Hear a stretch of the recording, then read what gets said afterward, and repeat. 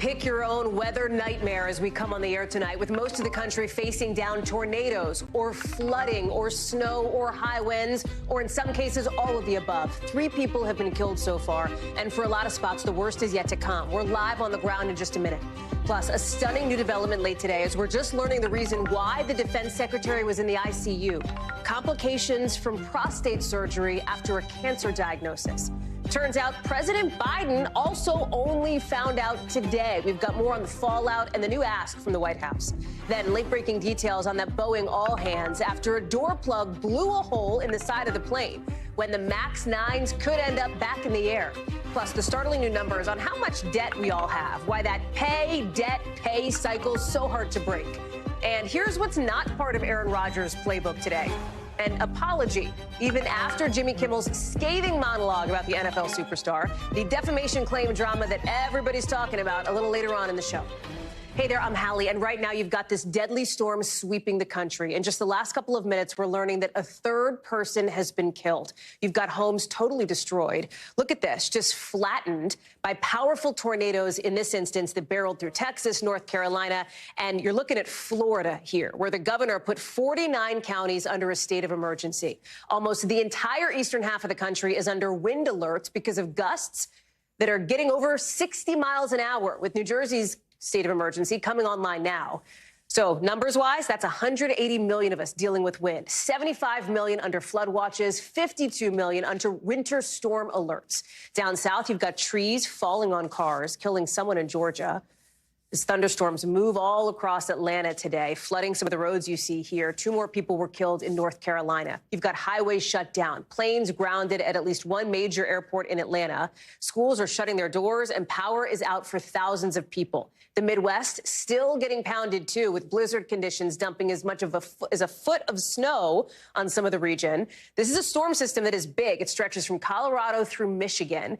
And you know it's affecting the ramp up to the Iowa caucuses, too, with candidates forced to cancel events in some of these final last few days because of how snowy and icy and cold it is. We've got more on that later in the show, but we'll start with our team all over this from every angle tonight. Maggie Vespa live for us on the ground in Iowa, Marissa Parra in Florida, and meteorologist Bill Karen standing by as well. Maggie, let me start with you first. You're in it. What's it like? How are folks doing? Hallie, it's slowed down, I'll say, a little bit, but that is really, I mean, we had a high bar earlier, suffice it to say. We had close to 4 to 5 inches being dumped overnight. People woke up this morning and just said their world had kind of been turned upside down after what we all know has been a mild winter here in the Midwest and in the Northeast, and then suddenly we had close to half a foot overnight. Parts of the Des Moines area now clocking in well above 10 inches, coming up close to a foot of snow, just like in the last 36 hours or so. And keep in mind, this is wet, heavy snow. You're seeing the roads have been plowed now. A lot of them are kind of more clear, which is good news for drivers, good news for people. But this shut down large portions of the area, including several school districts and also local highways. I-80, a major highway, a major thoroughfare in this area, was actually closed. Local authorities say because of a multi-car accident between Des Moines and Iowa City after they say blizzard conditions, whiteout conditions just overwhelmed drivers in that area. And then we just got a news alert into our newsroom. We just confirmed that O'Hare Airport has issued a ground stop. Obviously, that's in Chicago because of the ice and snow there. So it just speaks to how widespread this storm is and how much of an impact it's having on areas that should be used to this, right? Like, we're in Iowa. We're talking about the Chicagoland area. We're talking about areas that are used to ice and snow, but this came in hard, this came in fast, and now what we're expecting next is a wave of heavy winds in this area and then brutal cold heading into the weekend and early next week. So people here basically just kind of bracing because they know this is just round 1 amid this kind of brutal winter system, this winter ramp up, if you will. Hallie. Maggie Vespa live for us there in Iowa. Maggie, stay warm. Thank you. I want to get to Marissa Parra now, who's been following the cleanup after that horrific damage that we've seen. You're standing in front of it, Marissa. Who lives in what we're seeing behind you? What do you know? Well, what I can tell you is this is just one of several pockets of damage from the tornado that came through here in Panama City Beach, Hallie. So you have a series of homes, and that is a lot of families here without a home tonight. And if you look up, what you can see is the second story just completely blown off. And I have spoken to a couple of people who were asleep when this happened, and they woke up to the sound of the roof being ripped from over their heads. And then if you look on the ground here, you can see cinder blocks, pieces of the roof, and of course, power lines that have, of course, no longer active here. There's no power here. And this is just one of so many examples. You go 2 blocks over, you'll see the same thing. 2 blocks away from that, you'll see the same thing. And it's not even just in Panama City Beach. And I'll get to that in just a moment. But what I'm hearing is more or less the same. People were either just waking up or they were in the middle of sleeping when this tore through. I want to take you to what we heard from a couple who was inside of a mobile home not that far away from here. And they had to get help from first responders getting out from inside because they were trapped. Listen to what they told us. We felt the wind picking up, so we brought the slides in for the camper. About that time, we started getting dressed, heard the alarms going off. We get into the little hallway, feel the camper slide, and then it dumps over onto its side. And we were kind of in a protected little cove, basically. This hole is actually the cove that we were in after it dumped over. So the first responders got here, cut this piece out, and then we laid towels up over it and climbed out. Hallie, a couple of things here. I believe it was just yesterday you and I were talking about how people do or don't prepare for tornadoes. This is not like the snow that we're seeing in Maggie Vespa's part of the country. People here were aware that there might have been tornado conditions, but what do you do when it's the middle of the night and you're in the middle of sleeping?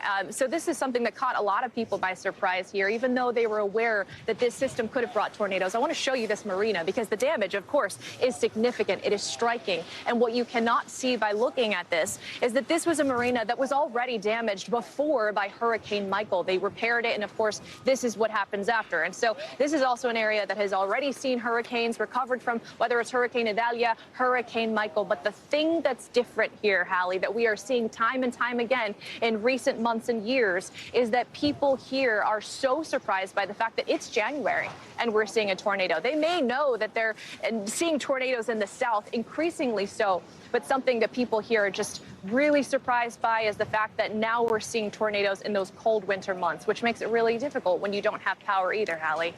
Marissa Parr, you're so right. Thank you so much for that reporting and for showing us what it's like on the ground. Just incredibly scary to think about. Let me bring in Bill Cairns here. And Bill, you've been warning about this for days here as this is hitting all parts of the country in very different ways, right? Obviously, we saw Florida and the panhandle there with the tornadoes. You've got freeze warnings in California. You've got the concern on the East Coast about flooding after snow. Where is the biggest headache? What's the thing you're watching for? We're now shifting up to the mid-Atlantic and in southern New England for what's going to happen tonight. And that's likely hundreds of thousands of people losing power in the middle of the night, trees falling on homes, and then the river flooding and coastal flooding that we're going to deal with early tomorrow morning. So we've had 21 tornado reports. A lot of them were Panama City up towards Dothan. That's where we had one fatality. An 81-year-old woman in a mobile home unfortunately lost her life. And then during the day today, we've had scattered tornadoes heading towards the East Coast. We currently still have tornado watches from Raleigh all the way down to Fort Myers. We have one active tornado warning in southern Virginia, another one just north of the Daytona Beach area. I've been watching this I-4 corridor just to see how bad these storms will be. It looks like about 40 to 60 mile per hour winds when these thunderstorms come through, but no tornadoes in the Tampa area. That was good. There's that tornado warning up here heading just north of Daytona Beach. That'll be up there around Flagler County.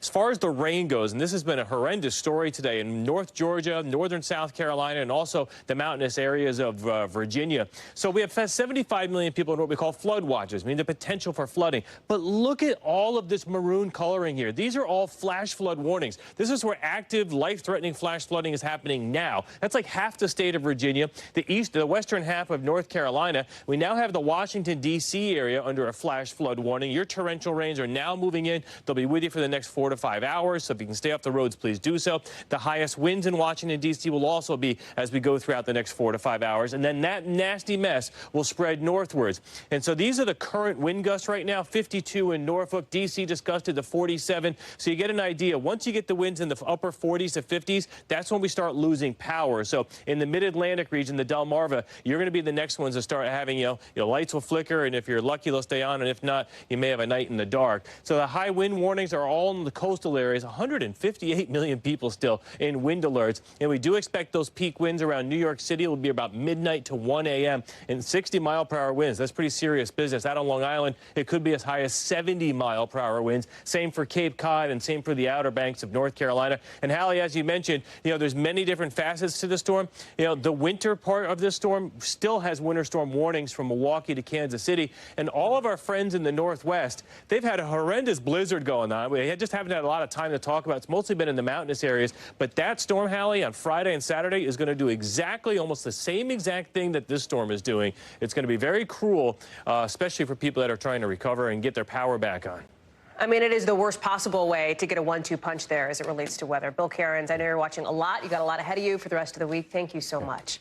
Let's get now back here to Washington and some extraordinary new details tonight around what happened with the defense secretary and who knew what when after the Pentagon waited to tell the White House he was in the ICU. We now have a clearer timeline and a clearer picture as to what happened. It turns out he's been diagnosed with prostate cancer. That happened in early December. So that elective procedure, as it's been described by the Pentagon, the thing that happened December 22nd, that was actually a surgery, a procedure related to that cancer diagnosis. There were complications, however, from that surgery, from that procedure. We're talking severe nausea, really bad pain in his stomach, his hip, his leg. The next day, he ends up, on New Year's Day, I should say, he ends up in the ICU. Doctors ended up draining a bunch of fluid that had been building and backing up in his intestines. I mean, I'm telling you this because this is what they're telling us, and this is the level it illustrates of how serious this is. On January 4th, that's when his second in command, essentially, his deputy secretary, found out that he was in the hospital. She had assumed some of his duties a couple days before, didn't know why until the 4th. That's last Thursday. Same thing with top White House officials. President Biden found out late Thursday that his defense secretary had been hospitalized. Here's the other extraordinary part, however. We're finding out today President Biden didn't even know about the secretary's cancer diagnosis until today, until this morning. Remember, when officials first came out, they said the secretary's condition had to do with that elective surgery. Let me play for you the Pentagon spokesperson here. It seems, frankly, like you were deceived by telling everyone that it was an elective medical procedure and by telling that to the public. I mean, it doesn't seem elective if he had prostate cancer and this was treating it. Yeah, I'm not a medical professional. Again, we're going to try to provide you with the most information we have as quickly as we have it, and recognizing that, as I say that, we could have done a better job last week. That intrepid reporter you just saw there is, of course, our own Courtney Kube, who is joining us now live from the Pentagon after what has been a very remarkable week, it seems, for you and for our team there at the Pentagon reporting this out. And one of the biggest questions, it seems, right now, and there are so many, Court, is, okay, so the defense secretary goes in the hospital. He's in the ICU. There's this whole controversy that emerged Friday, right, days ago about this. And yet, it took until this morning for the defense secretary's boss, the president of the United States, to find out that he had been diagnosed with cancer. There's a lot here as it relates to people's, right to privacy, the defense secretary's right to do what he needs to do, but also the national security procedure and the processes in place. Talk us through some of what you're hearing behind the scenes on your end. Yeah, I mean, I have to say, every single time we learn something new here, it just becomes more confusing how all of this unfolded in the first place. So we learned today, of course, Secretary Austin was diagnosed with prostate cancer in early December. What they called an elective procedure, we now know was a non-invasive surgical procedure at Walter Reed on December 22nd. He spent the night there, but he left on the 23rd with what doctors are now saying was a good prognosis, believed to be fine. When we now know what brought him back to the hospital on January 1st was this severe pain that was later determined to be this buildup of fluid in his abdomen and an infection that had to be treated. So we're now getting a sense of why it is that he's still in the hospital. We expect him to potentially be there for several more days there, Hallie. And that is because of this infection, the serious situation that he had in his abdomen that was blocking his small intestine from working correctly, and that it can be a very slow process for him to recover from that. But none of this answers the question of how it is that the Secretary of Defense, a man in this critical position, could be in the intensive care unit with what we now know to be a very serious medical condition, and the White House not informed for 3 days. We still don't have answers to that. Now the Pentagon has announced last night, they announced this review, which we were expecting, but we know a little bit more about it now, that it is looking into the timeline. But we heard from the White House just today, John Kirby, as you said, saying that, in fact, the president wasn't, and no one in the White House was notified of this cancer diagnosis until just today, Hallie. Is it, Courtney, do we have any answers on this? Is it, do we know, did the defense secretary, did his staff around him break any laws or rules in not disclosing? So they're looking into that. I mean, I have to say, from my non-lawyer perch here, I don't see that there were laws that were broken because he was in communication. He had the ability to make decisions. So when he transferred authority on December 22nd, when he had the initial procedure and he was put under general anesthesia, when he went back on January 1st, he was in communication and he was at this point, we don't have any reason to believe that he wasn't able to make full decisions until January 2nd, when they discovered this fluid in his abdomen and he transferred authority to Kathleen Hicks. So we don't have evidence at this point that there was a law broken or there were rules. But that being said, Hallie, I have to say the general counsel's looking at it. Members of Congress are as well. The other piece of this, too, is the White House is now asking every agency to be like, OK, write down your plans for, like, telling people when you're, out of commission, essentially, right? Right. And the question out of that is, why was that not already a thing, Hallie? I mean, why was there not already? There are written procedures and Department of Defense instructions for everything in this building. How is it that there was not a procedure that existed for the Secretary of Defense is hospitalized, is transferring his authority? Here's what needs to happen here. And I have to say, I find it difficult to believe that there wasn't some sort of procedure, even if it wasn't codified in a DOD instruction, but there wasn't a procedure here that simply wasn't followed, Hallie. As you heard the National Security Council spokesperson say, essentially, not optimal, the situation here. Courtney Kube, thank you very much for all of this. Appreciate it. We'll see you back again, I know.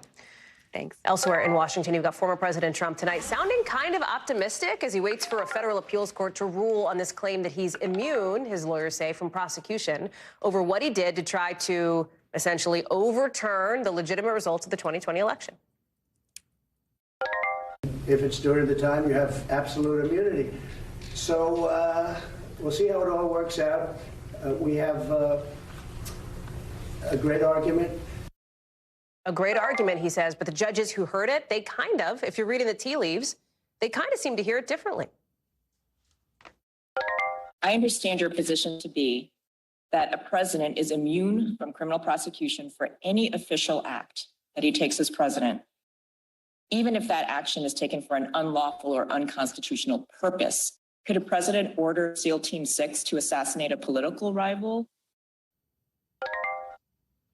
We'll get to that answer in just a second here. The former president's legal team says she's asking that question in order to essentially try to get to the point of the central question here, which is a president above the law, essentially? Now, the Trump legal team says their client's actions around 2020 were just part of his presidential duties to fight election fraud. Of course, election fraud that, by the way, did not happen. There's no evidence to support that. Keep in mind the case here, this particular one, it is just one of many legal issues that the former president faces as he is getting ready now for the 2024 election. Seems like we could maybe get a pretty quick decision. They're hearing the case on a fast-track schedule, so who knows? Maybe this week, maybe next. I mean, this could come kind of quick. Ken Delanian knows that. He's following this one for us. Talk us through the potential outcomes here of this ruling and why a judge is asking whether a president could order SEAL Team 6 to assassinate a rival. Well, that was a remarkable moment because that judge exposed the implications of President Trump's argument here, which is that a president can't be prosecuted for murder. Basically, that's what Mr. Trump is arguing unless he's first impeached. That's what she got him to acknowledge. Now, of course, those judges were deeply skeptical of that idea, but the hearing did expose that there really isn't settled law around the question of how does the criminal law apply to presidents. For example, nobody thinks that a president could be prosecuted for a wartime order, even if it was controversial, even if it was a drone strike that killed an American citizen, as happened in the Obama administration. So there are some places where everyone agreed today that maybe presidential immunity does apply. So the question is, though, does this appeals court and then the Supreme Court maybe afterwards write a new doctrine of presidential immunity, or do they try to sidestep this whole issue and rule instead that, in fact, Mr. Trump was not acting as the president when he tried to overturn the election, and so therefore presidential immunity doesn't need to apply? Those are a couple of the options. Whatever happens, this is going to the Supreme Court, though, Hallie. Okay, but the expectation is that likely this particular panel of judges, and obviously we don't know what for sure they're going to do, but legal experts suggest that this argument doesn't hold much water here. So talk then about the timeline and what this means for any possibility that Mr. Trump ends up sitting on trial for this, right? Facing trial here. So this appeals court is hearing this on an expedited basis, and they have shown a willingness to act very quickly in other aspects of this case. And so I envision a decision within a couple of weeks here. And then the question becomes, how quickly is it appealed to the Supreme Court? Does the Supreme Court agree to take the case? If they do, when do they hear arguments? When do they turn around a ruling? All of that, those are the key questions for whether this case can stay on a track that gets it to trial sometime in March, or how far it pushes down the line. Of all the criminal cases against Mr. Trump, this is the one that most experts believe has the best chance of getting to trial before most people cast their votes. But that's really up in the air depending on how these appeals go, Hallie. 10, Delaney, and there's a lot there. Thank you so much. We're going to get into a lot more of the politics of Mr. Trump's court appearances later in the show with our team on the ground in Iowa. You're going to want to stick around for that for sure. In the meantime, let's take you over to the NTSB chair tonight, asking a big question that a lot of people have. Is what happened midair during that Alaska Airlines flight when a section of the plane got ripped off, is that something that could have happened on any one of these kinds of planes? Now, the reason it's such a question right now is because once airlines started looking at all of those Boeing 737 MAX 9s, United found loose bolts on some of its planes, on door plugs, similar to the one that came off that Alaska flight. You're seeing that door plug there. The chair of the agency leading the investigation into what happened on that plane says it may be a widespread issue, but really it's too early to tell. Would this suggest that this is a bigger problem than just one plane? It certainly could. Right now, the NTSB is very focused on this aircraft. We want to determine how this happened. As we're waiting for some of those answers, Boeing is calling in all of its employees for a big safety meeting, like a big safety all hands, essentially. And literally in the last couple of minutes, the last 5 minutes, we're getting some top lines on that from the CEO. I want to get to Tom Costello for more on that. And it sounds like he's, number one, acknowledging the mistake, saying they're going to be transparent, and casting this to some degree in personal terms, saying what I think a lot of people felt when they looked at that picture, that huge hole in the plane of, like, God forbid it was somebody that I knew sitting in that seat. Nobody was, but what if? You're a fast reader, Hallie, because you've been reading it just as I have, and yet you're also anchoring the show. The CEO of Boeing, David Calhoun, has been holding an all-hands-on-deck meeting, safety meeting, a stand-down with all Boeing employees. Let me just read you quickly off the presses what he said. Number one, he says, we're going to approach this and acknowledge our mistake. We're going to approach it, he says, with 100% and complete transparency. And then at the bottom, this is what the soundbite is that you're talking about, Hallie. He says, when I saw that picture, all I could talking about the empty seat next to that hole, all I could think about, I didn't know what happened. So whoever was supposed to be in that seat next to that hole in the airplane, I've got kids, I've got grandkids, and so do you. This stuff matters. Every detail matters. That is essentially the message from the Boeing CEO as he doubles down on the message to the staff at Boeing. We have to do better. We have to find out why this happened, and we have to be accountable for our mistakes, and we've got to make sure it doesn't happen again. Hallie, I also talked to the NTSB chief earlier today. I know you played one soundbite there, but the bottom line is, as we now have these reports that, in fact, there are these loose pieces showing up in other MAX 9s with Alaska Airlines, with United Airlines. I talked to the NTSB chief about that.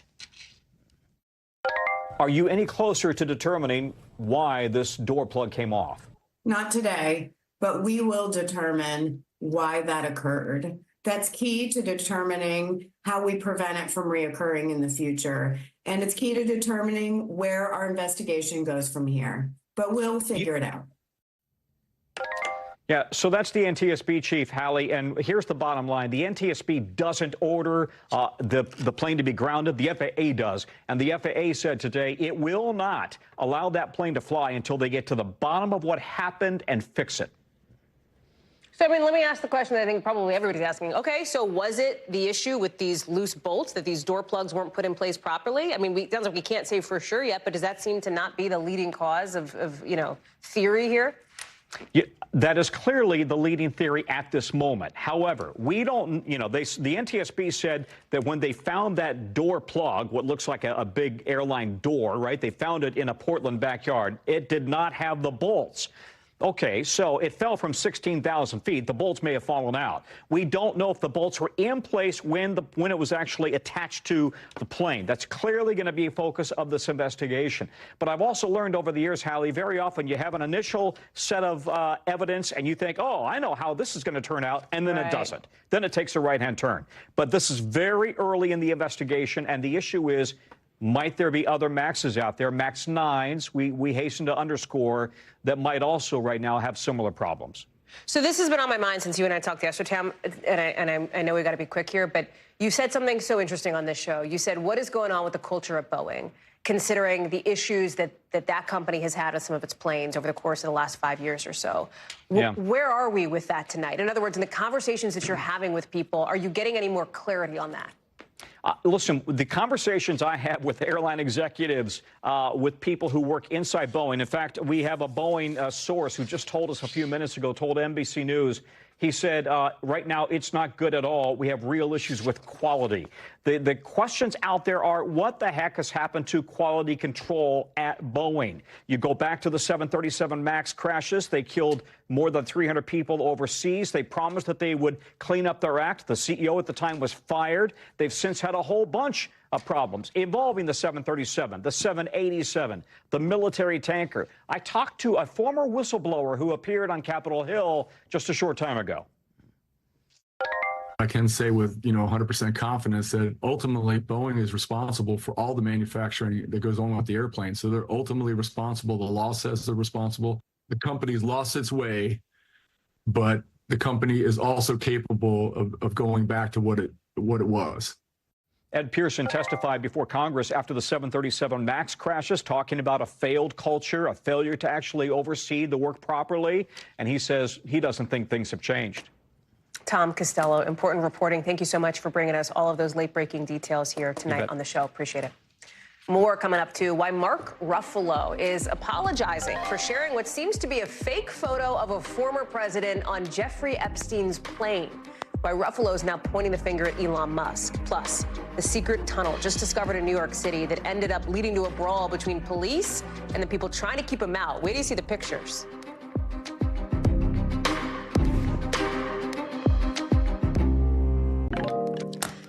Mark Ruffalo tonight is saying sorry after sharing fake, probably AI-generated images of former President Donald Trump supposedly on the plane of disgraced pedophile Jeffrey Epstein.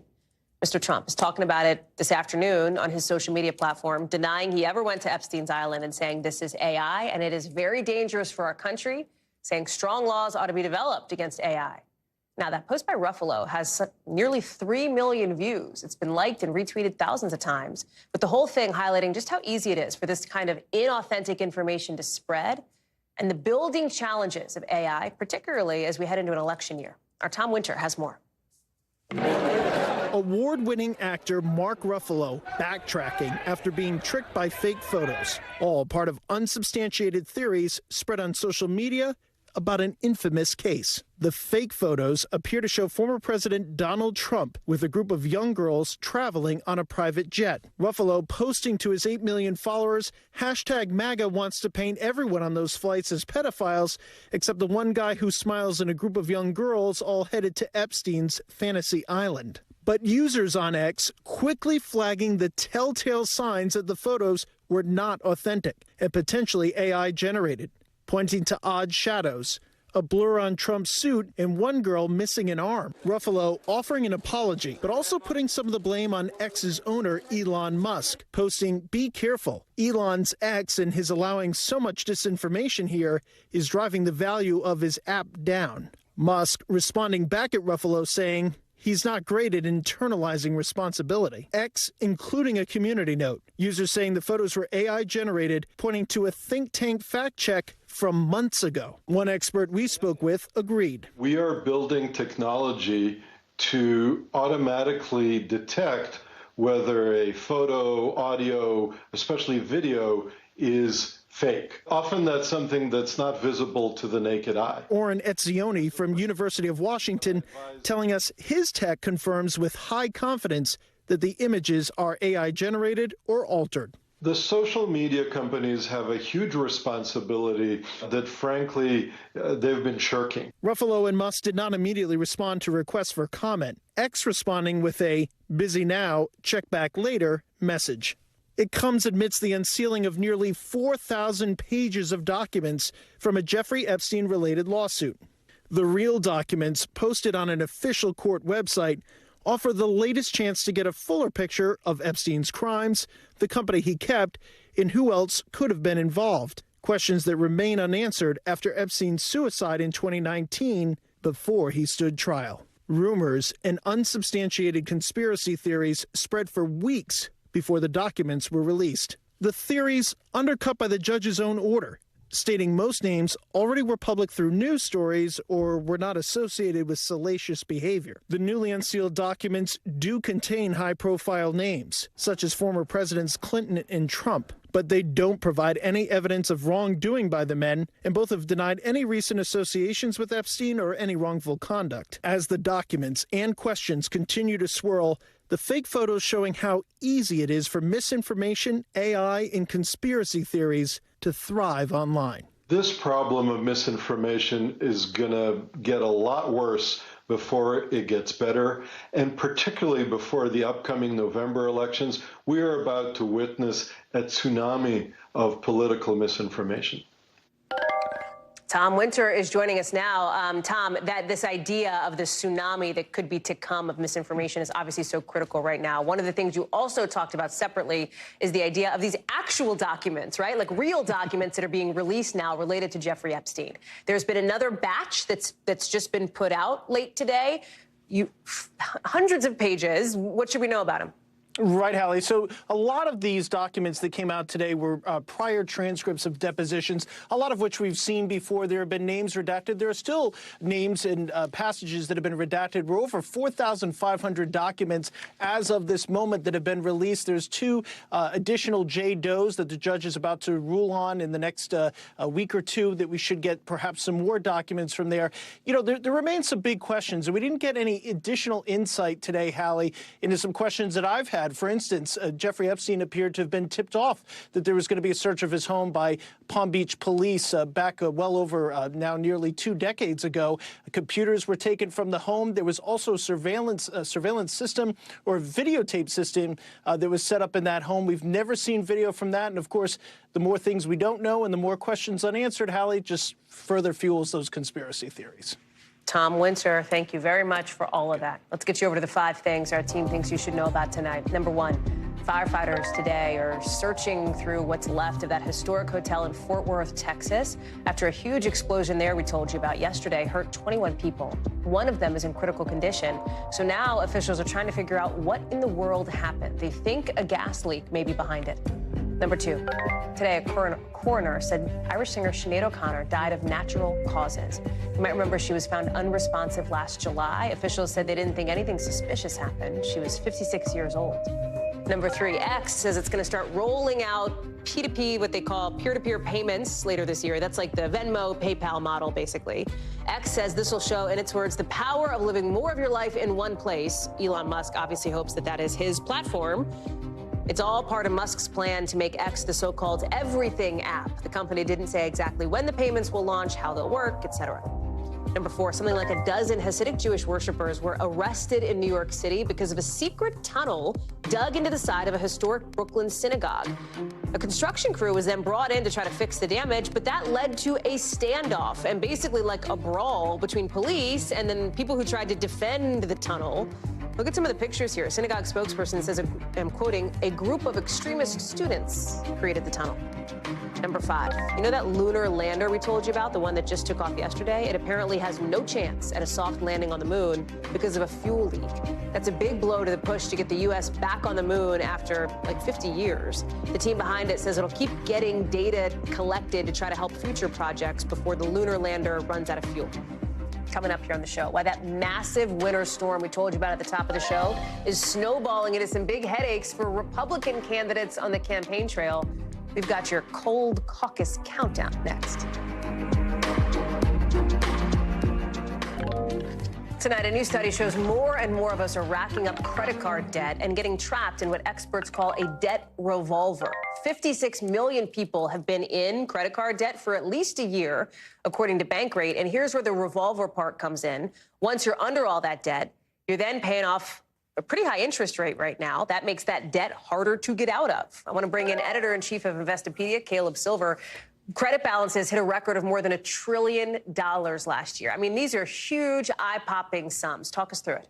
Yeah, we have high credit card debt because we have high APYs and APRs on credit cards, north of 21%. Put that in, no. Put that in English, meaning interest rates, right? That's interest rates, that's right. If we don't pay our credit card bills, it's an extra 21% every month. And a lot of people are doing that month after month, finding themselves deeper and deeper into debt. More than a third of people now have more credit card debt than savings. So when you have debt and you need to keep spending because prices are high, you just get into this revolving debt where you can't get out and your balances continue to grow month after month.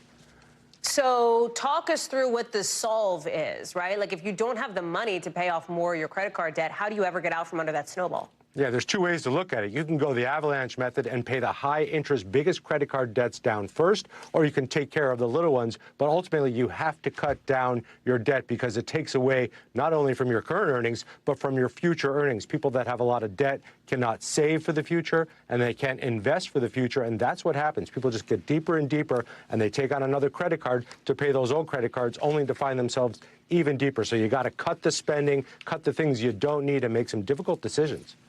There are certain people who are more at risk than others, right? Or certain people who are dealing with this worse and in a more intense way than others. Yeah, that's low-income people, and that's the sad part of this is that high inflation just means they continue to spend more and more, and even if they got a 3%, 4%, 5% raise in the past year, that's just not keeping up with high prices. A 4% raise on $50,000 is not the same as somebody making $200,000, so that's a problem. Lower-income people have it the worst. Gen X has a lot of debt. We have the resumption of student loan payments. We got millennials with over 51% of people carrying that credit card balance month to month, but nearly every age category is carrying a balance, the average credit card debt, Hallie, about $7,000 per borrower. That's a lot of money for people these days.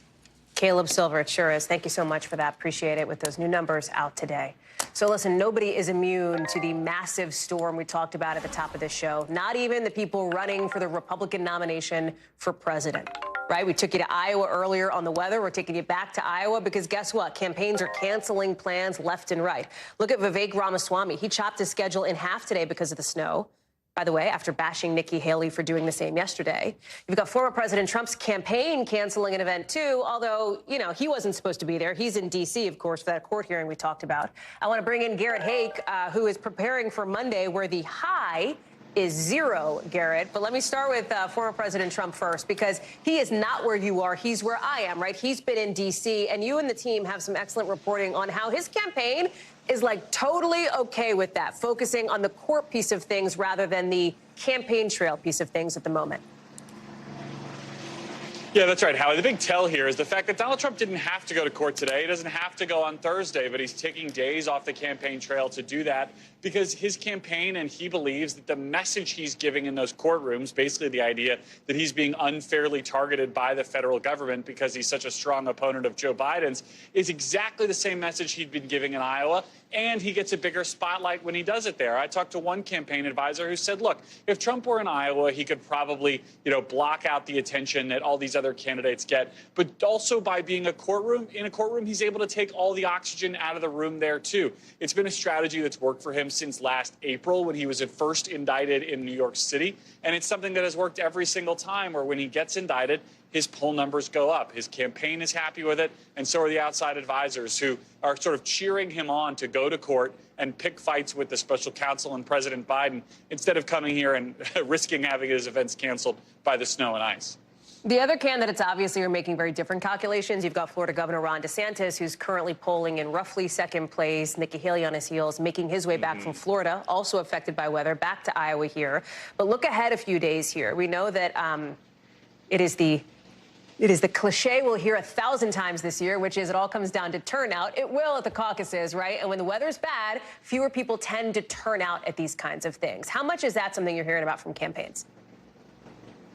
Yeah, look, it's a concern, but it's one of those things that the campaigns know they can't control. They just have to go back again and again and again to the people who've been signing commit to caucus cards or giving their names and phone numbers and email addresses to the campaigns for months and urge them to show up. Now, these caucus locations will be inside. Ironically, unlike at a traditional primary, it's not like you have to stand in line outside to wait and go in and vote. The caucus happens all at once, so maybe that's a positive. I think the Trump people would argue that their supporters tend to be the most committed. These are folks who are believers. They are fans. They are part of a movement more so than perhaps your Nikki Haley or your Ron DeSantis supporters. So they're going to feel good about this. The flip side of that coin, and I'll argue both points, is that a lot of the Trump folks, and not a lot of them, but there's a significant portion that are new caucus goers. They've never done this before. That can be an advantage for Trump, but these people could also be folks who say, maybe this just isn't for me when the wind chill gets down to negative 18 on Monday, Hallie. That's what we're looking forward to here in Iowa.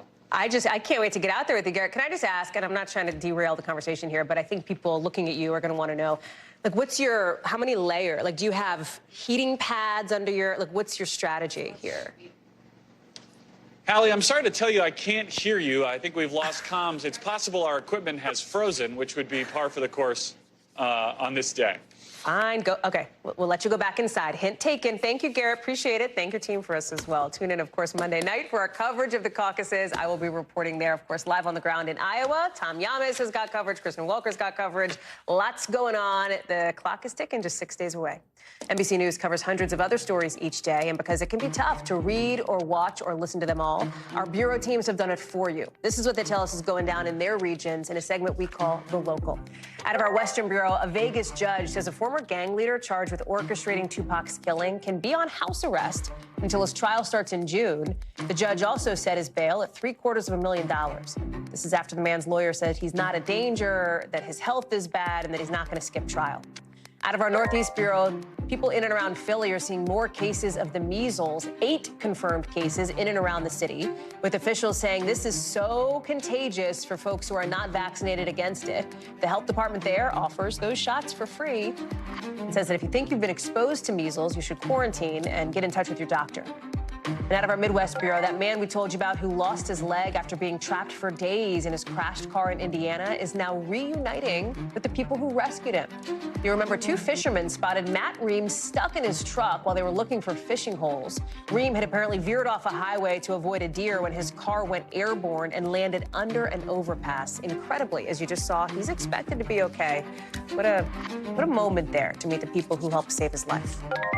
Secy overseas, where another American is in a Russian jail tonight facing drug trafficking charges. Robert Romanov Woodland, the latest American in custody, accused of the, quote, illegal acquisition, storage, transportation, production, processing of narcotic drugs. That's just the charge that I'm reading there.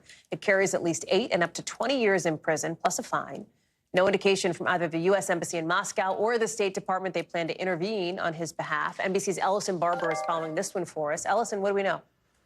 Hey, Hallie. Yeah, so this is an interesting situation because based on what we know about this individual right now, he is an American citizen, but he was also a Russian citizen, had dual citizenship. According to some past interviews that he'd given with Russian media, he had said that he was adopted as a child by a U.S. couple raised in the United States. At some point, once he got older, decided to go back to Russia to try and meet his birth mother, and then ended up staying there. The exact timeline of that is a little unclear, but based on post our team has seen on Facebook, he'd said most recently he was living in Russia and teaching English. So as you said, this statement that has come from a district court in the area of Moscow, just sort of outside of it, they say that he is facing charges related to drug trafficking, and they say they are going to detain him until his trial date because they worry that he is some sort of risk to either flee and or continue in what they say is illegal activity.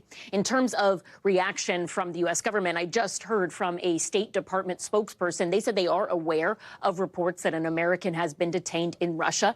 They said that they are offering, as they do with any U.S. citizen detained overseas, help, be that consulate affairs help, advice, things of that nature, but said due to some of the circumstances and just the situation still developing, that they're not releasing any more information right now due to what they said were privacy concerns. Right now, it doesn't seem that the U.S. has said, at least publicly, that they believe this individual was wrongfully detained. Could that change? We will see as the days pass. But according to the document that came from this court in Russia, Hallie. It was dated on January 6th. They just released it today, so it's only been, it appears, something that's developed in the last few days. We'll be watching to see if the State Department raises any more alarm bells or any at all about this American's detention. Hallie. Ellison Barber live for us there in London overseas. Ellison, thank you. Coming up, the X pivot to video, if you will. The new deal they're coming to with another former cable news host and a former lawmaker. So is it going to bring Elon Musk the money he wants to see from X? We've got those details next.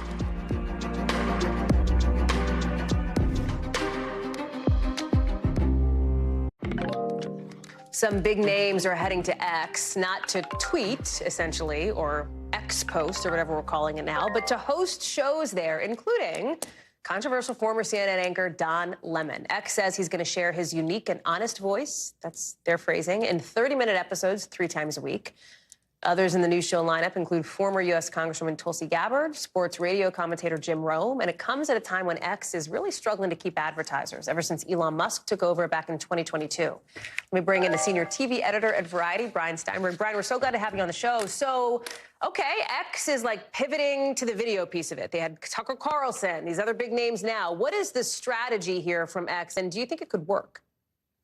Well, I think they're taking people who have gathered fame from elsewhere, attraction to other more mainstream outlets, hoping that it reflects on them. There is a slice of people who will watch Tucker Carlson or Don Lemon or Jim Rome, and they're hoping they can perhaps, make the case that, a diehard audience is worth advertising to. Tucker Carlson could be a difficult proposition in that theory.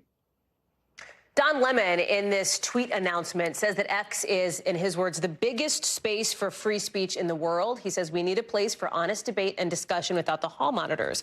Of course, the free speech, Brian, as you well know, this whole idea of the sort of lack of hall monitors, if you will, is part of what made some of these X advertisers take off, right? That is correct. Look, people still want advertisers to demand a certain standard, quality of information, accuracy of information, lack of conspiracy theories, disinformation being pushed around. The reason X has lost advertising, they cannot, guarantee, they can have certainty what they're going to get every day. If you're Apple or Procter & Gamble, you need that guarantee you have brand safety when your advertising appears alongside someone else's content. Say what you will about where cable news ratings are at the moment, but when you look at the size of the platform, when you look at the exposure here, it still dwarfs right now exposure from like an X show, for example. Do you see that tipping point changing anytime soon with sort of all of your experience in the industry here? How do you see that unfolding? So I don't see folks like Megyn Kelly or Don Lemon getting bigger audiences than they had on CNN or NBC News or Fox. But I do see them taking away some sliver of audience that might have gone to mainstream if perhaps they were still there. These folks do have audiences and or fans, whatever you want to call them, and they do seek these folks out. Don Lemon is a popular commentator who tried to push the buttons of people at CNN and shake the walls a little bit, had a long career there, does have a name for himself, as do the others. Megyn Kelly recently was on News Nation moderating a debate, so that there is some traction they're gaining by being on their own. Yeah, that's a great point. Brian Steinberg from Variety, thank you so much. Always good to see you. Appreciate it. Thank you. Still to come, some new video just into us of armed men breaking into a live television broadcast. It happened in Ecuador. We're just getting some info on this. We're going to bring it to you in the next hour.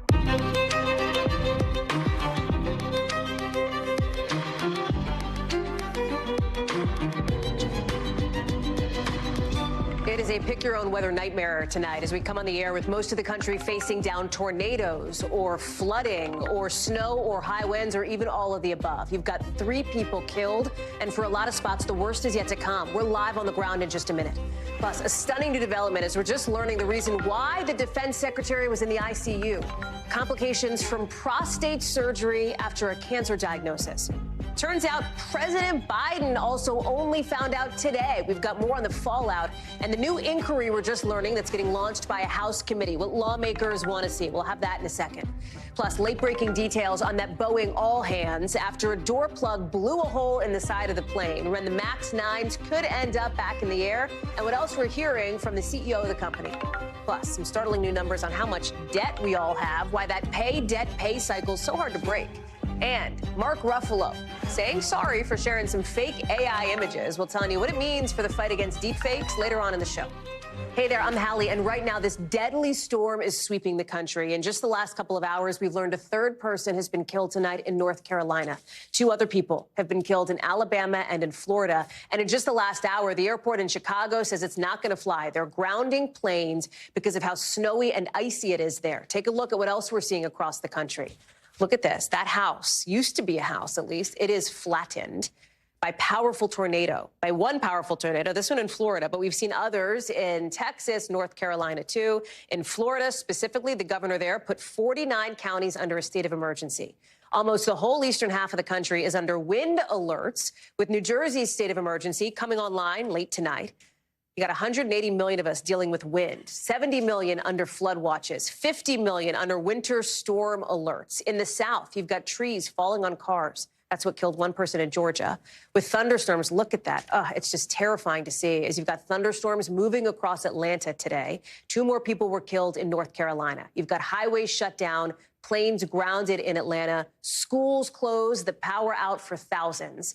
And the Midwest is getting pounded, too, with snow, of course, blizzard conditions dumping as much as a foot or more, with the storm system stretching all the way from Colorado to Michigan.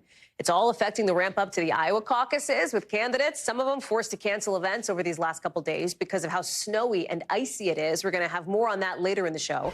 But to start, we've got our team all over this from every angle. Maggie Vespa on the ground for us in Iowa, Marissa Parra in Florida. Meteorologist Bill Cairns is standing by with the forecast as well. Maggie, let me start with you. I know it's sort of peaks and valleys as far as the storm system there, but what's your sense of things, where this goes, and how people are dealing?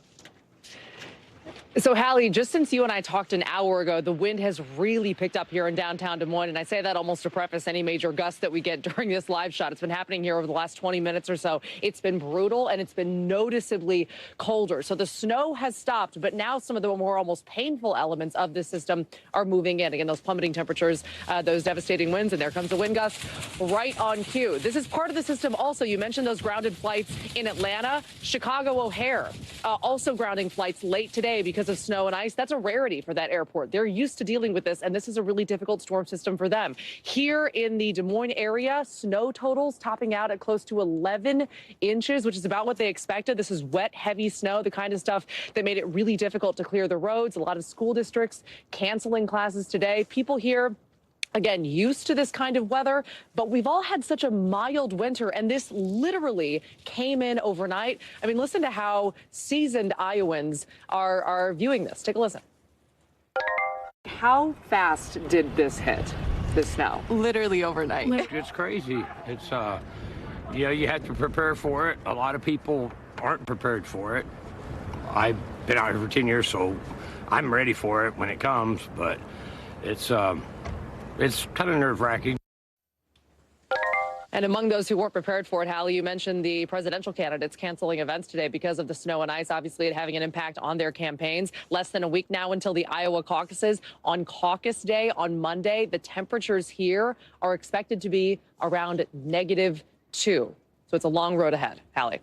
Yeah, it's tough when the high is 0, and that's the high. Maggie Vespa, thank you very much for that. I know a lot going on there. We're going to take it down south. Let's get to Marissa Parra now. You're standing in front of it, Marissa. Who lives in what we're seeing behind you? What do you know? Well, what I can tell you is this is just one of several pockets of damage from the tornado that came through here at Panama City Beach, Hallie. So you have a series of homes, and that is a lot of families here without a home tonight. And if you look up, what you can see is the second story just completely blown off. And I have spoken to a couple of people who were asleep when this happened, and they woke up to the sound of the roof being ripped from over their heads. And then if you look on the ground here, you can see cinder blocks, pieces of the roof, and of course power lines that have, of course, no longer active here. There's no power here. And this is just one of so many examples. You go 2 blocks over, you'll see the same thing. 2 blocks away from that, you'll see the same thing. And it's not even just in Panama City Beach. And I'll get to that in just a moment. But what I'm hearing is more or less the same. People were either just waking up or they were in the middle of sleeping when this tore through. I want to take you to what we heard from a couple who was inside of a mobile home not that far away from here. And they had to get help from first responders getting out from inside because they were trapped. Listen to what they told us. We felt the wind picking up, so we brought the slides in for the camper. About that time, we started getting dressed, heard the alarms going off. We get into the little hallway, feel the camper slide, and then it dumps over onto its side. And we were kind of in a protected little cove, basically. This hole is actually the cove that we were in after it dumped over. So the first responders got here, cut this piece out, and then we laid towels up over it and climbed out. Hallie, a couple of things here. I believe it was just yesterday you and I were talking about how people do or don't prepare for tornadoes. This is not like the snow that we're seeing in Maggie Vespa's part of the country. People here were aware that there might have been tornado conditions, but what do you do when it's the middle of the night and you're in the middle of sleeping?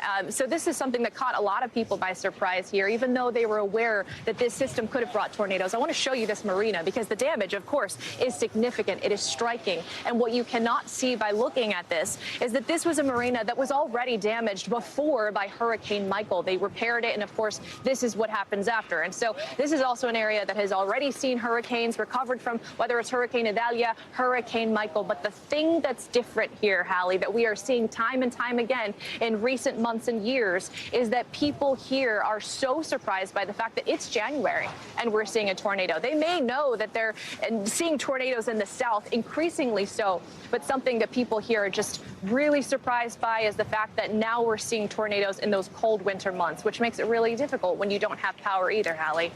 Marissa Parr, you're so right. Thank you so much for that reporting and for showing us what it's like on the ground. Just incredibly scary to think about.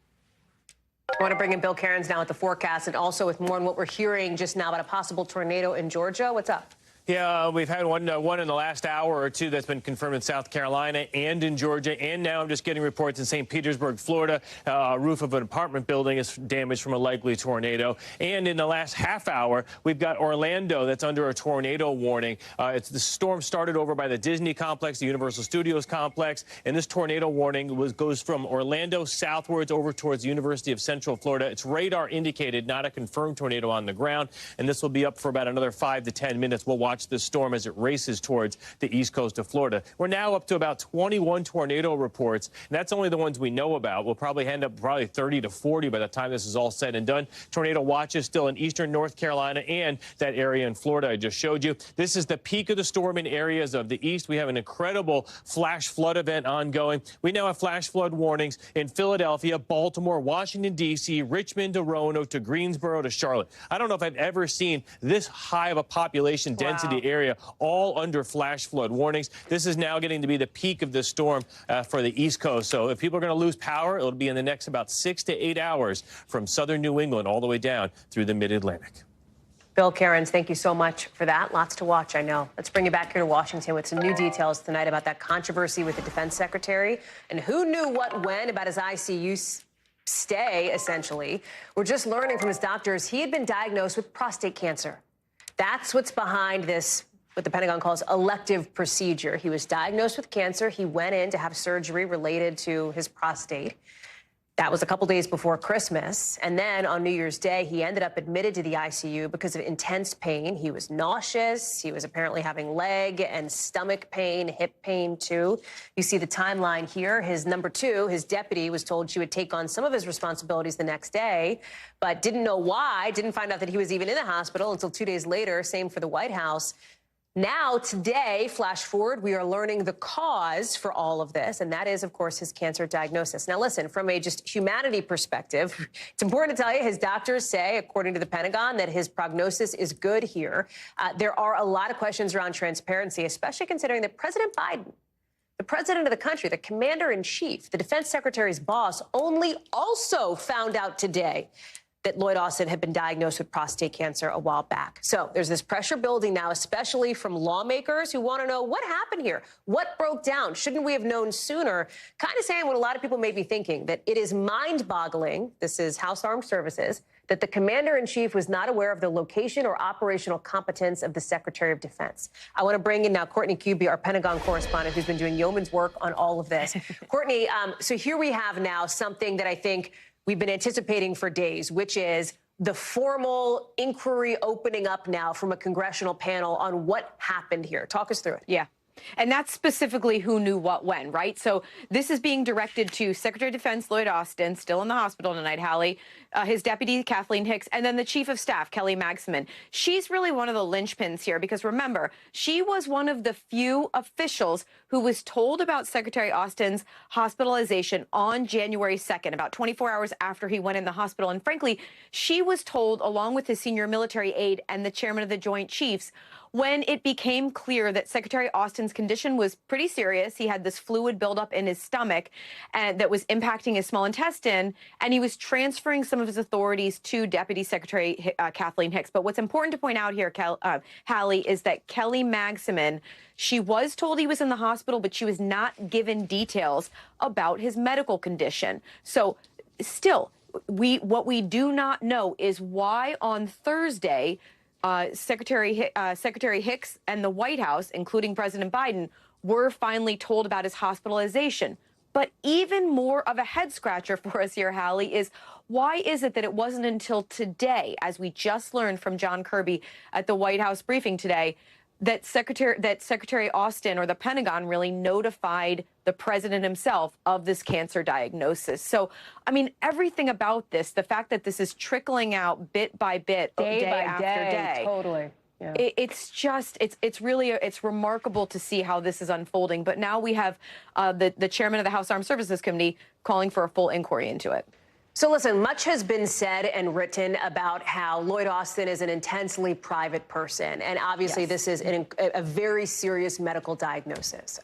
It is also true that he is a cabinet member who is the defense secretary at a time when there are two wars in Ukraine, in the Middle East. There is, national security never takes a break, as you well know. Is there any rule or regulation or law that governs how this kind of thing is supposed to work? So there is a law that says that he has to, being a critical member of the national security apparatus, the White House, the Situation Room has to know where he is at all times, right? Okay. So what's not clear is whether they actually, even if he was at Walter Reed at the time, he still may have been in communication. We don't know about those first 24 hours. We know he was never under general anesthesia, but we don't really know about his medical condition in those first 24 hours. He still retained his full authorities during that time, though. But beyond that, I think what's been really enlightening and frankly pretty startling about this entire incident, Hallie, is the fact that there did not seem to be a very clear chain or procedure for how to notify senior people in this building and senior people at the White House about an incident like that. You would think we've seen events happen in the past where cabinet members, look, we saw, we've seen presidents, Ronald Reagan getting shot. You would think there would be a very clear succession for what happens when a cabinet member goes to the hospital with an emergency situation. But that's what these reviews are really going to look at, is what should that procedure be, and is it being followed? Is anything like that being followed? And the White House putting in place now saying, hey, they want agencies to notify them. How do they do that and this kind of thing? Real quick, Court, because I know you got to go, but what's in your reporter's notebook? What's the biggest question you have for when Austin comes back or for the next Pentagon briefing? So look, is this something that's going to be an affliction that's going to impact his ability to carry out a very demanding job? Now that we know that it seems his prostate cancer diagnosis it's good.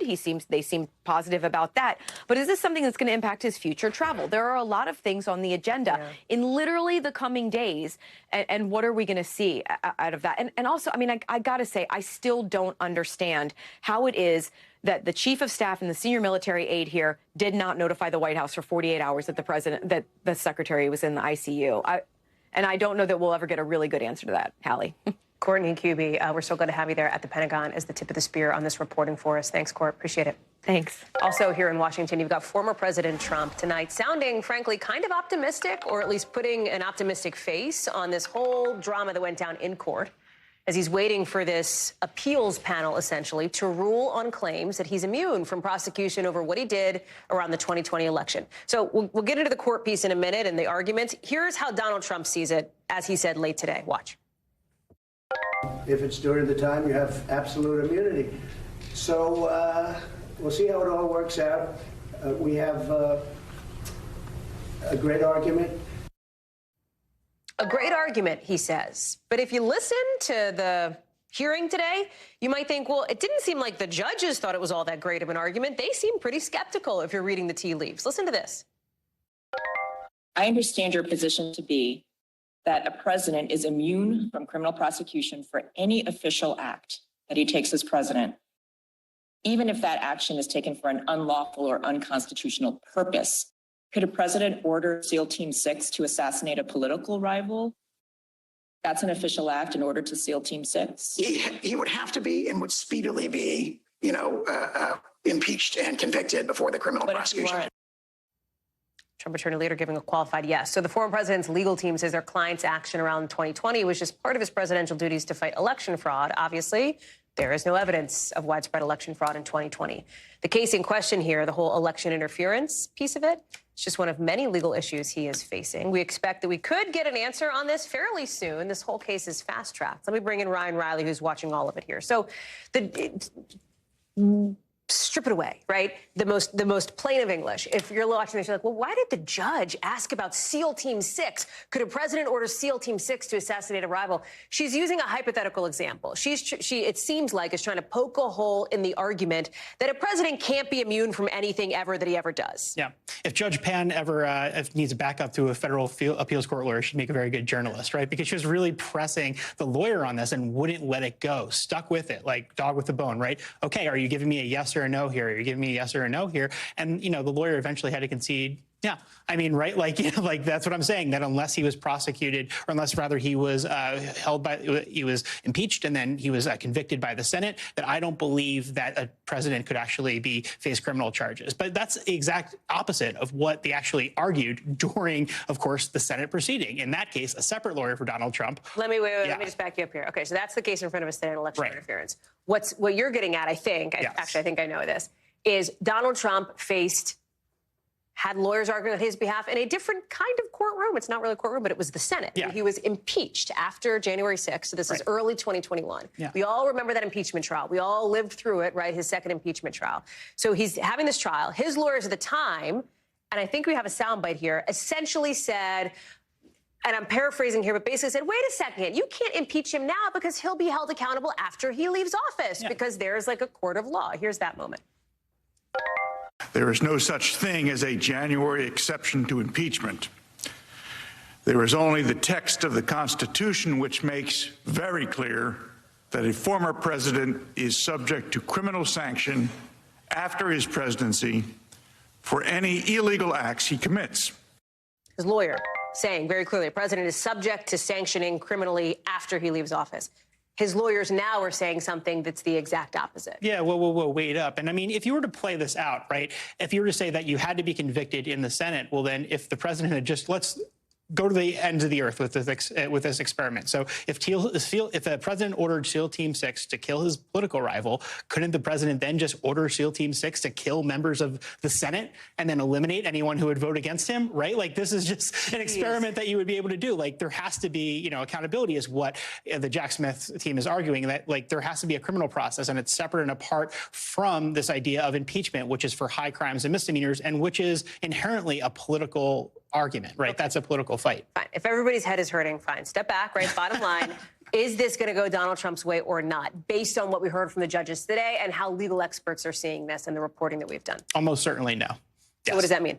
I think it either goes to the, so he can seek an en banc hearing. Appeal. He could get it to the entire circuit to take up this case and then go to the Supreme Court potentially. But there's also is an option for the court to go basically and say this should have never been heard in the first place. Judge Chuck in, start this case right away. Ryan Riley, thank you so much. That is sort of the legal piece of it. We're glad to have you on that. There is a political fallout, naturally. We're going to get to that a little later in the show with our team on the ground in Iowa. That's coming up in just a few.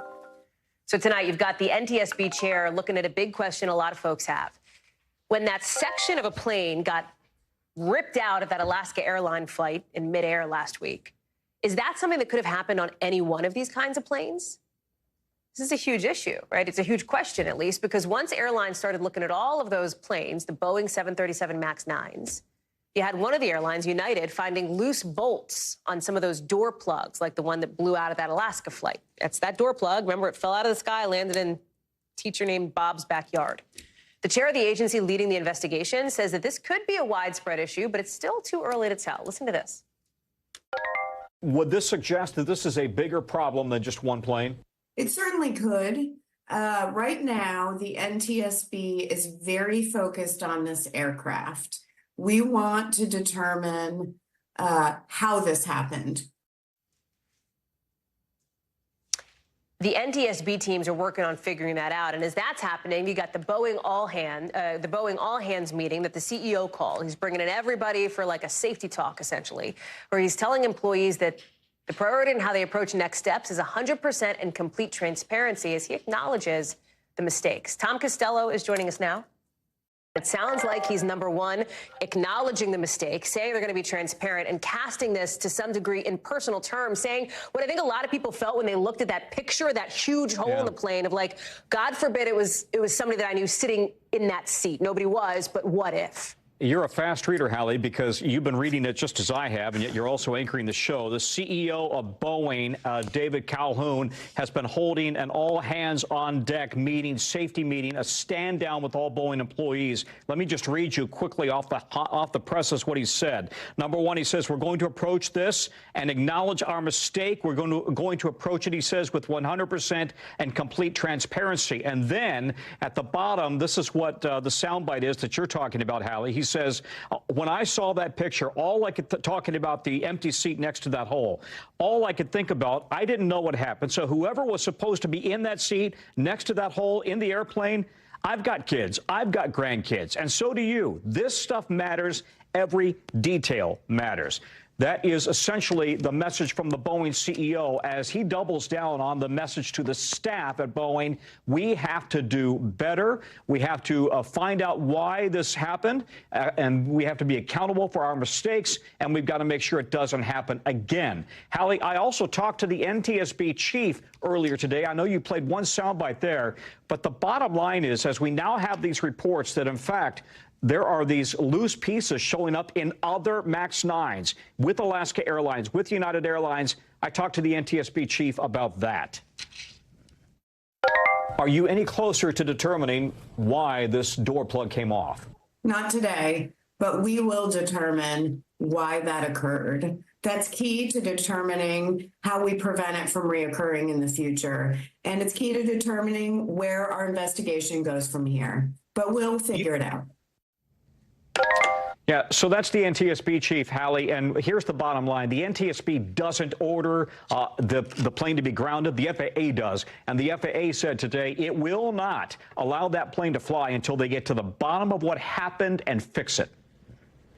So, I mean, let me ask the question that I think probably everybody's asking. Okay, so was it the issue with these loose bolts, that these door plugs weren't put in place properly? I mean, it sounds like we can't say for sure yet, but does that seem to not be the leading cause of theory here? Yeah, that is clearly the leading theory at this moment. However, we don't, the NTSB said that when they found that door plug, what looks like a big airline door, right? They found it in a Portland backyard. It did not have the bolts. Okay, so it fell from 16,000 feet. The bolts may have fallen out. We don't know if the bolts were in place when it was actually attached to the plane. That's clearly going to be a focus of this investigation. But I've also learned over the years, Hallie, very often you have an initial set of evidence and you think, oh, I know how this is going to turn out, and then it doesn't. Then it takes a right-hand turn. But this is very early in the investigation, and the issue is, might there be other MAXs out there, MAX 9s, we hasten to underscore, that might also right now have similar problems? So this has been on my mind since you and I talked yesterday, Tom, and I know we got to be quick here, but you said something so interesting on this show. You said, what is going on with the culture at Boeing, considering the issues that company has had with some of its planes over the course of the last 5 years or so? Where are we with that tonight? In other words, in the conversations that you're having with people, are you getting any more clarity on that? Listen, the conversations I have with airline executives, with people who work inside Boeing. In fact, we have a Boeing source who just told us a few minutes ago, told NBC News, he said, right now, it's not good at all. We have real issues with quality.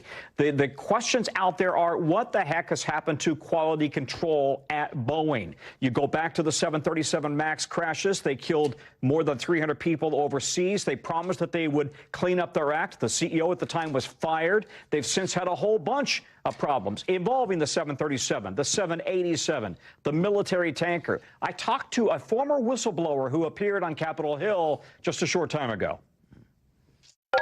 I can say with 100% confidence that ultimately Boeing is responsible for all the manufacturing that goes on with the airplane. So they're ultimately responsible. The law says they're responsible. The company's lost its way, but the company is also capable of going back to what it was.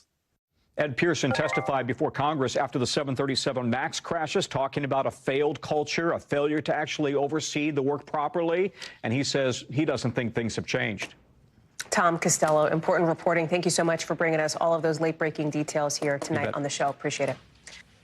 Also coming into us late tonight, I need you to look at what you're about to see here. Gunmen breaking into a TV studio during a live broadcast. All of it, obviously, captured on camera here. This is happening in Ecuador. We're going to explain what exactly you're seeing and why this happened with our reporter who's covering this in just 1 minute. Plus, we'll also show you the secret tunnel just discovered in New York City that led to a brawl between police and the people trying to keep those cops out. We've got those pictures, too, next.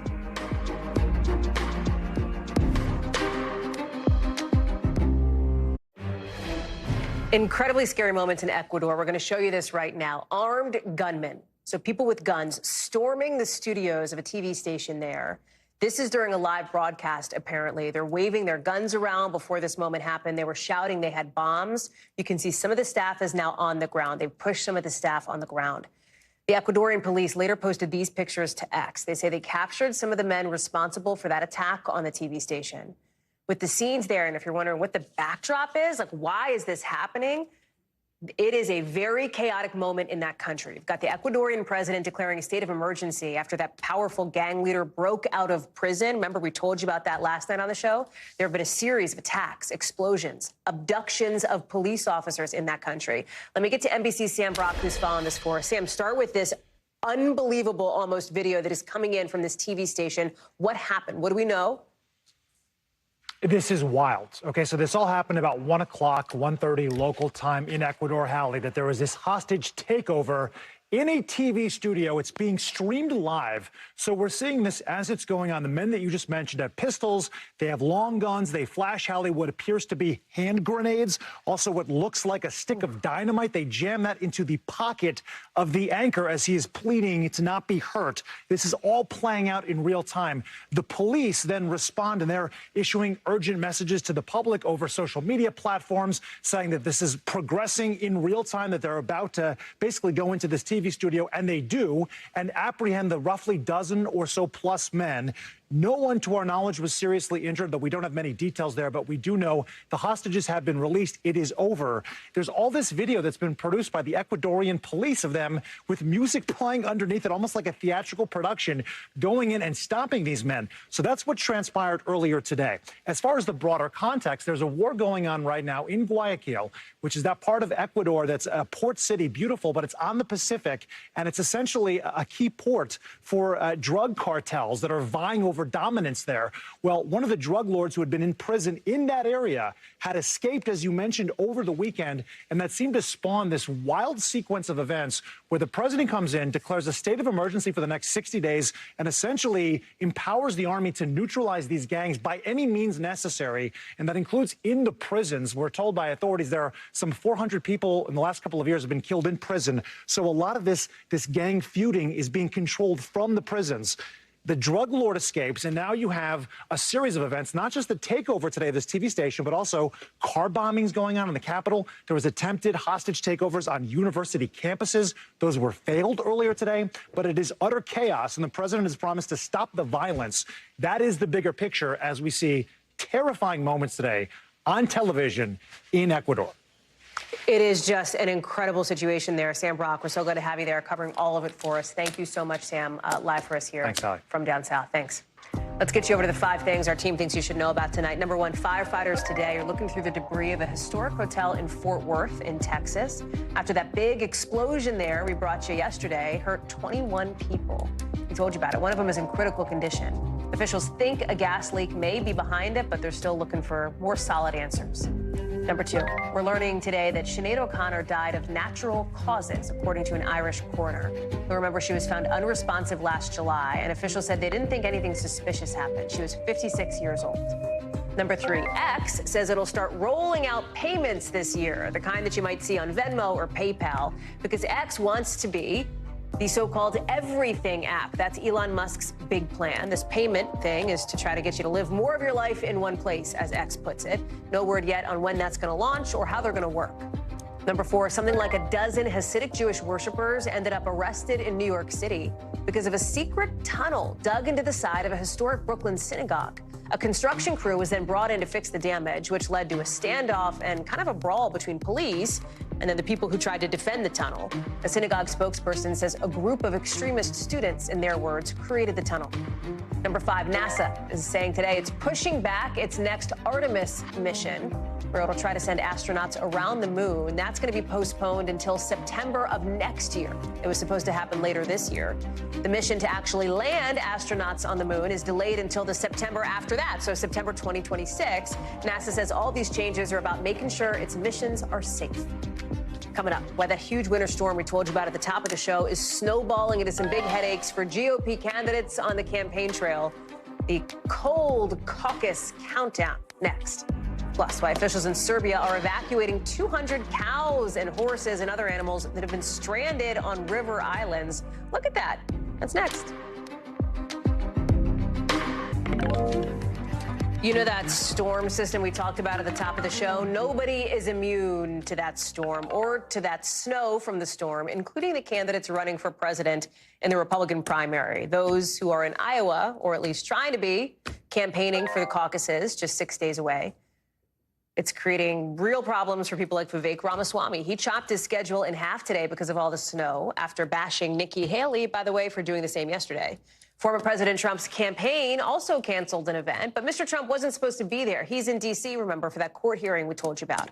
Let's bring in Priscilla Thompson, who's out there for us in Des Moines. So, Priscilla, let's start with former President Trump, right? He is splitting his attention between sort of the legal arena and the political arena, but his campaign doesn't seem to mind that it is court that is taking precedent and not the campaign trail. They're sort of actively putting him in the position to be focusing on his legal battles. They seem to think it helps him.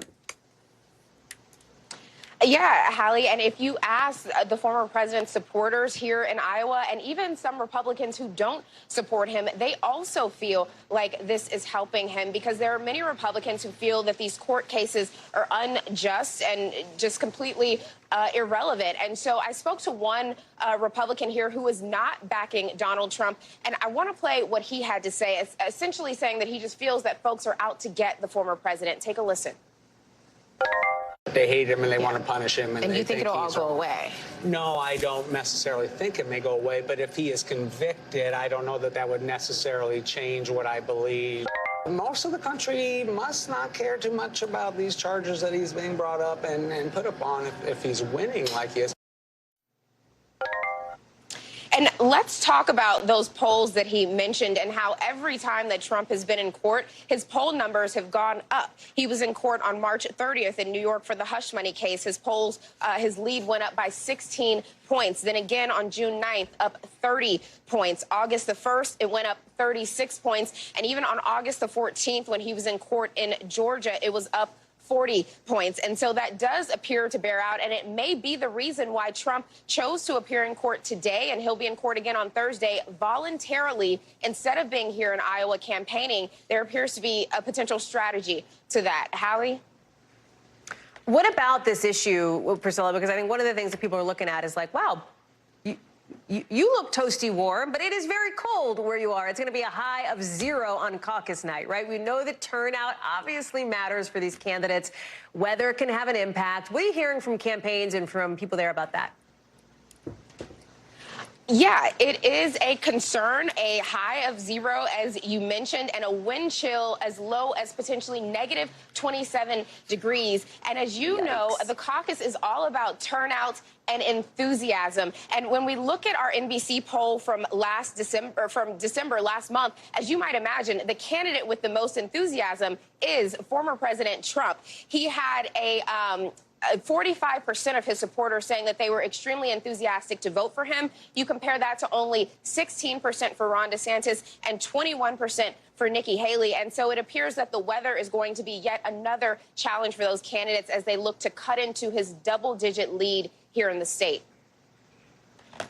Priscilla Thompson live for us there in Iowa. Thank you so much. Appreciate it. We are all Iowa all the time starting next week when I will be there out live for the caucuses. I will see you there. Tom Yamas, Kristen Welker also anchoring some special coverage. Big night. We'll see you then.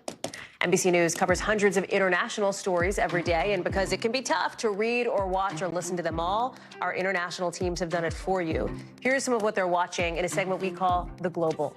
Out of France, the new prime minister has been named today, Gabriel Attal. He is the first openly gay and youngest prime minister in the country's history.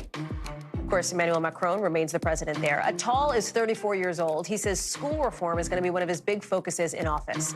His predecessor resigned yesterday, saying Macron himself encouraged her to leave. Out of Taiwan, local media says at least 3 people, local media reports, I should say at least 3 people went to the hospital after accidentally eating laundry detergent pods. They apparently got him as a kind of campaign freebie given out before the presidential election in Taiwan. A candidate gave out like 500,000 of the pods. His office is now apologizing for what happened. They say they're going to stress to people these are laundry balls and not candies. Their words. Out of Serbia, officials are starting to evacuate 200 animals today that have been stranded on a river island there for weeks. It is super cold there right now, but some of these cows and horses and calves got stuck in the middle of the Danube River after really warm weather caused snow to melt. The river levels rose. Those animals ended up in the middle. There they are. You saw some of them. They're river rafting them across like a little raft with a fence to get those horses home. Who knew? So Mark Ruffalo tonight is apologizing after sharing fake, probably AI-generated images of former President Donald Trump supposedly on the plane of disgraced pedophile Jeffrey Epstein. Mr. Trump's talking about this today on his Truth Social platform, denying he was ever going to Epstein's island, saying this is AI. It is very dangerous for our country, saying strong laws ought to be developed against AI. That post by Ruffalo now has nearly 3 million views, somewhere in that neighborhood. It's been liked and retweeted thousands of times. The whole thing highlighting just how easy it is for this kind of inauthentic information to spread and the many challenges of AI, especially in an election year. Our Tom Winter has more.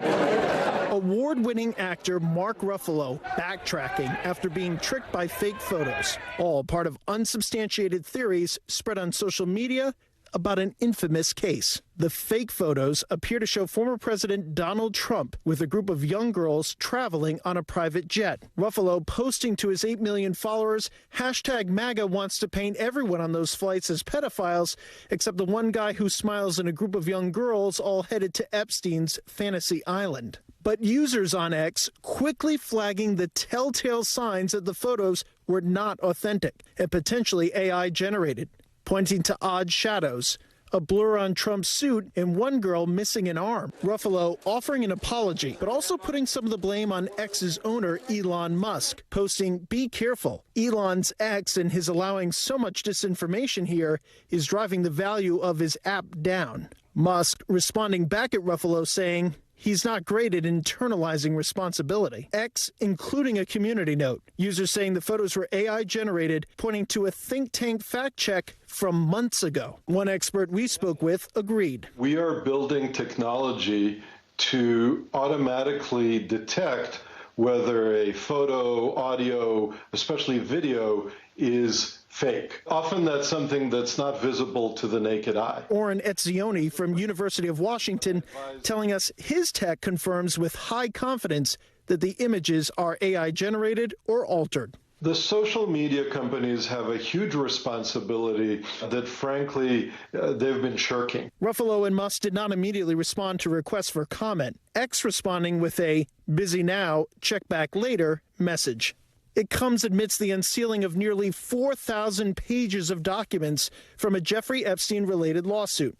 The real documents, posted on an official court website, offer the latest chance to get a fuller picture of Epstein's crimes, the company he kept, and who else could have been involved. Questions that remain unanswered after Epstein's suicide in 2019, before he stood trial. Rumors and unsubstantiated conspiracy theories spread for weeks before the documents were released. The theories undercut by the judge's own order, stating most names already were public through news stories or were not associated with salacious behavior. The newly unsealed documents do contain high-profile names, such as former Presidents Clinton and Trump, but they don't provide any evidence of wrongdoing by the men, and both have denied any recent associations with Epstein or any wrongful conduct. As the documents and questions continue to swirl, the fake photos showing how easy it is for misinformation, AI, and conspiracy theories to thrive online. This problem of misinformation is going to get a lot worse before it gets better, and particularly before the upcoming November elections. We are about to witness a tsunami of political misinformation. Tom Winter is joining us now. Tom, this idea of the tsunami that could be to come of misinformation is obviously so critical right now. One of the things you also talked about separately is the idea of these actual documents, right? Like real documents that are being released now related to Jeffrey Epstein. There's been another batch that's just been put out late today. Hundreds of pages. What should we know about them? Right, Hallie. So a lot of these documents that came out today were prior transcripts of depositions, a lot of which we've seen before. There have been names redacted. There are still names and passages that have been redacted. We're over 4,500 documents as of this moment that have been released. There's two additional J. Does that the judge is about to rule on in the next week or two that we should get perhaps some more documents from there. You know, there remains some big questions, and we didn't get any additional insight today, Hallie, into some questions that I've had. For instance, Jeffrey Epstein appeared to have been tipped off that there was going to be a search of his home by Palm Beach police back well over now nearly 2 decades ago. Computers were taken from the home. There was also surveillance system or videotape system that was set up in that home. We've never seen video from that. And, of course, the more things we don't know and the more questions unanswered, Hallie, just further fuels those conspiracy theories. Tom Winter, thank you very much for all of that. Coming up here on the show, a new warning about the debt cycle more and more Americans are getting trapped in, why experts say inflation and interest rates are making it all worse.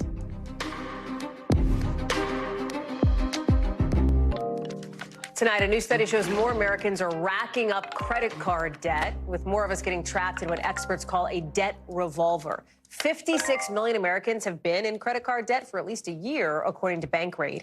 And here's where the revolver piece comes in. Once you're under all that debt, you've got high interest, so it makes it hard to get out. It's this like cycle or snowball. Let's bring in an editor-in-chief of Investopedia, Caleb Silver. Credit balances hit a record of more than $1 trillion last year. I mean, these are huge, eye-popping sums. Talk us through it.